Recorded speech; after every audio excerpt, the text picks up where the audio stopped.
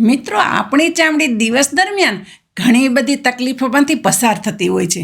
જે તકલીફોમાં આવે છે પ્રદૂષણ, સૂર્યના તેજ કિરણો અને ચામડી સૂકી થવાની તકલીફ અને ઉંમર વધવાની સાથે ચામડીમાં કરચલી પડવી, કાળા કુંડાળાઓ પડવા, ચહેરા ઉપર કાળા ધબ્બાઓ જોવા મળવા અને ચહેરો ફીકો પડતો જોવા મળે છે. અને આ બધી તકલીફો લગભગ કોમન બધા લોકોને જોવા મળતી હોય છે. અને તમે પણ આ બધી તકલીફોથી પરેશાન થતા હશો. ઘણા બધા માણસો આ બધી તકલીફોમાં મોંઘા ક્રીમ અને મોંઘા ટ્યુબનો ઉપયોગ કરતા હોય છે. મિત્રો, આજના વિડીયોમાં આપણે મોંઘા ક્રીમ કે લોશનની વાત નહીં કરીએ, પરંતુ આજે આપણે એક કુદરતી ઘરેલું ઉપચાર વિશે વાત કરીશું. અને જે ઘરેલું ઉપચાર તમે તમારી ઘરે જ સરળતાથી બનાવી શકો છો. આ ઘરેલું ઉપચાર તમારી ચામડીને ઊંડે સુધી પોષણ આપશે અને તમારી ચામડીને ટાઈટ કરવાનું કાર્ય કરશે. ચામડીમાંથી સૂકાપણાને દૂર કરશે, કરચલીઓ અને કાળા કુંડાળાને દૂર કરશે અને તમારા ચહેરાને એક કુદરતી ચમક આપશે. તો ચાલો કાંઈ પણ રૂકાવટ વગર આ હેલ્ધી વિડીયોની શરૂઆત કરીએ અને જાણીએ શું છે આ ઘરેલું ઉપચાર, કઈ રીતે આ ઉપચારને બનાવવાનો છે અને કઈ રીતે આ ઉપચારનો ઉપયોગ કરવાનો છે. આ ઘરેલું ઉપચારના ઘણા પાવરફુલ ફાયદા છે જે ચામડીને સારું રક્ષણ આપે છે. જેમાંનો સૌથી પ્રથમ ફાયદો છે હાઇડ્રેશન.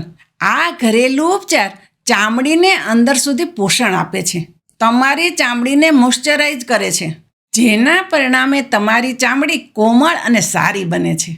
બીજો ફાયદો મળે છે તમારી ચામડીને બહારના ભાગેથી રક્ષણ આપે છે. તેજ સૂર્યના કિરણોના કારણે ચામડીમાં જે તકલીફ પડતી હોય છે અને તેના કારણે થતી બળતરાને પણ ઘટાડે છે અને તમારી ચામડી એકદમ સ્વસ્થ અને ચમકમાં રહે છે. આ ઘરેલું ઉપચારથી ત્રીજો ફાયદો મળે છે. જો તમને નાની મોટી વસ્તુ લાગી ગઈ હોય, બાળક રમતા રમતા જો પડી ગયું હોય અને નાનો ઘા વાગી ગયો હોય, તો તે જગ્યા ઉપર આ ઘરેલું ઉપચાર લગાડવાથી કુદરતી રીતે રૂજ લાવવાનું કાર્ય કરે છે. આ ઘરેલું ઉપચાર ઉંમર વધવાની સાથે સાથે જે ચામડીમાં બદલાવ આવતા હોય છે અને ચામડી જે ખરાબ થતી હોય છે તેની સામે લડવાનું કાર્ય પણ કરે છે. અને આ ઘરેલું ઉપચારમાં અમુક એવા એન્ટીઓક્સિડન્ટ પણ હોય છે જે તમારી ચામડીને મજબૂત બનાવવાનું કાર્ય કરે છે અને ચામડી ઉપર કરચલીઓ અને કાળા કુંડાળાને ઘટાડવાનું કાર્ય કરે છે. આ ઘરેલું ઉપચારનો રેગ્યુલર ઉપયોગ કરવાથી તમારી ચામડી બધી જ રીતે સ્વસ્થ રહે છે અને ચામડીમાં કુદરતી રીતે ચમક વધે છે. આ ઘરેલું ઉપચાર ચામડી માટે એક પેકેજની જેમ કાર્ય કરે છે, જે હાઇડ્રેશનથી લઈને ઉંમર વધવાથી થતી ચામડીમાં નુકસાનીને અટકાવવાનું કાર્ય કરે છે. આ ઘરેલું ઉપચારને બનાવવા માટે ફક્ત 5 વસ્તુની જરૂર પડશે. પહેલી વસ્તુ છે નાળિયેરનું તેલ, બીજી વસ્તુ જોશે ગ્લિસરીન, ત્રીજી વસ્તુ જોશે એલોવેરા જેલ, ચોથી વસ્તુ જોશે ગુલાબજળ અને પાંચમી વસ્તુ જોશે વિટામિન ઈ વાળું તેલ. આ બધી જ વસ્તુના પોતપોતાના અલગ અલગ ગુણ હોય છે અને આ બધી વસ્તુ મળીને તમારી ચામડીને સૌથી શ્રેષ્ઠ રક્ષણ આપવાનું કાર્ય કરે છે. નાળિયેરના તેલની વાત કરીએ તો તેના ગુણધર્મોમાં સુકાયેલી ત્વચાને ભીની કરવાનું કાર્ય કરે છે અને બીજો ગુણધર્મ હોય છે માઇક્રો કીટાણુનાશક. અને આ બંને ગુણધર્મોના લીધે તમારી ચામડીને ઊંડે સુધી પોષણ આપવાનું કાર્ય કરે છે અને ઇન્ફેક્શનથી આપણી ચામડીને બચાવવાનું કાર્ય કરે છે. અને ખાસ નાળિયેરના તેલની વાત કરીએ તો જે લોકોની ચામડીની ત્વચા ઓઇલી હોય અને ખીલવાળી હોય તેવા લોકોએ ચામડી માટે નાળિયેરના તેલનો ઉપયોગ ન કરવો જોઈએ અથવા તો સાવ ઓછી માત્રામાં ઉપયોગ કરવો જોઈએ. ગ્લિસરીનની વાત કરીએ તો ગ્લિસરીન ચામડીને રક્ષણ આપવાનું કાર્ય કરે છે અને આ લગભગ દરેક પ્રકારની ચામડી માટે સુરક્ષિત હોય છે. ત્રીજી વસ્તુ જોશે એલોવેરાનું જેલ. એલોવેરાનું જેલ રૂજ લાવવાના ગુણધર્મો અને ચામડીને હાઇડ્રેટ કરવાના ગુણધર્મો ધરાવે છે. આ રફ અને સૂકી ચામડી માટે ખૂબ જ ઉપયોગી વસ્તુ છે. સૂર્યપ્રકાશથી બળતી ચામડી માટે અને નાની જગ્યાએ લાગી ગયું હોય તો રૂજ લાવવામાં પણ આ ઘણી મદદ કરે છે. ચોથી વસ્તુ જોશે ગુલાબજળ. ગુલાબજળના સોજાને ઘટાડવાના ગુણધર્મો ચામડીને સ્વસ્થ કરવામાં તમારી મદદ કરે છે. આ ચામડીના પીએચને બેલેન્સ કરે છે અને આના પરિણામે ચામડી હેલ્ધી રહે છે. અને છેલ્લી વસ્તુ જોશે વિટામિન ઈ. વિટામિન ઈ પણ એક પાવરફુલ એન્ટીઓક્સિડન્ટ છે. તે ચામડીને બધી જ રીતે રક્ષણ આપવાનું કાર્ય કરે છે. વિટામિન ઈ માટે તમે માર્કેટમાંથી વિટામિન ઈનું તેલ લઈ શકો છો અને માર્કેટમાં વિટામિન ઈની કેપ્સ્યુલ પણ આવે છે. તે લેવી તમને સસ્તી પડે છે. વિટામિન ઈ સૂકી ચામડી અને ઉંમરવાળા વ્યક્તિઓની ચામડી માટે ખૂબ જ શ્રેષ્ઠ વસ્તુ છે. અને વિટામિન ઈ થોડુંક હેવી હોય છે, એટલે ખીલવાળી ત્વચા અને ઓઇલી ત્વચા માટે વિટામિન ઈનો ઉપયોગ ન કરવો જોઈએ. આ પાંચેય વસ્તુ મળીને આ ઘરેલું ઉપચારને એક શ્રેષ્ઠ ઘરેલું ઉપચાર બનાવે છે.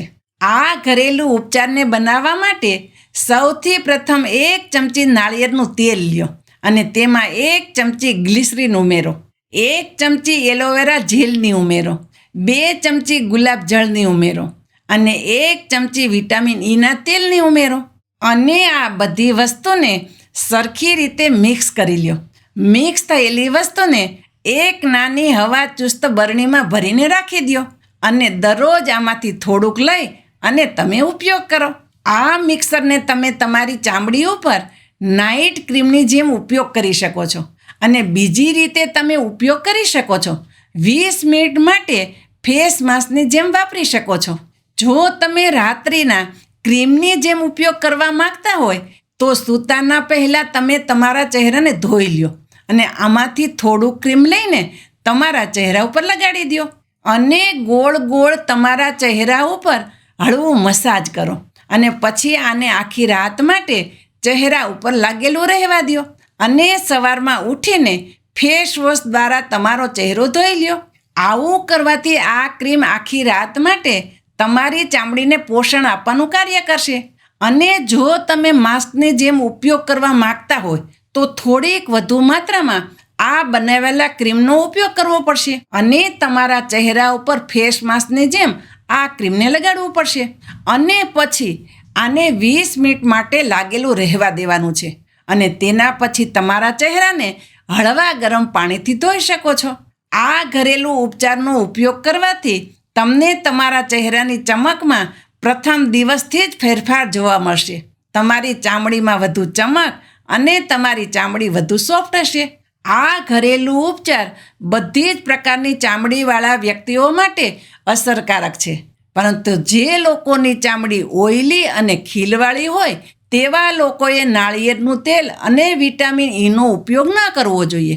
અને આ ઘરેલું નુસ્ખાનો રેગ્યુલર ઉપયોગ કરવાથી તમને તમારી ચામડીમાં ઘણો ફેરફાર જોવા મળશે અને તમારે મોંઘા ક્રીમ અને ટ્યુબનો ખર્ચો નહીં કરવો પડે. તો મિત્રો, આ હતો એક સાવ સરળ ચામડી માટેનો ઘરેલું ઉપચાર જે તમારી ચામડીને હાઇડ્રેટ રાખશે અને ચામડીને અંદર સુધી પોષણ આપશે અને સાથે ચામડીનું રક્ષણ પણ કરશે. પરંતુ હંમેશા એક વસ્તુ યાદ રાખજો, ચામડીને લગતી કોઈ પણ વસ્તુનો જો તમે રેગ્યુલર ઉપયોગ કરશો તો જ તેનું તમને સારું પરિણામ જોવા મળશે. જો આ ઘરેલું ઉપચારને તમારા રોજિંદા જીવનમાં તમે ઉપયોગ કરવા લાગશો તો આનું શ્રેષ્ઠ પરિણામ તમને જોવા મળશે.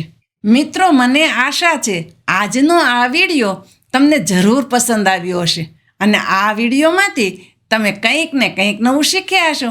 જો વિડીયો તમને સારો લાગ્યો હોય તો વિડીયોને લાઈક અને ચેનલ ઉપર નવા હોય તો ચેનલને સબસ્ક્રાઈબ પણ કરો અને બધા લોકો સાથે શેર કરો.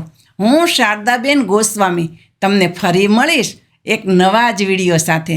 ત્યાં સુધી મસ્ત રહો, સ્વસ્થ રહો.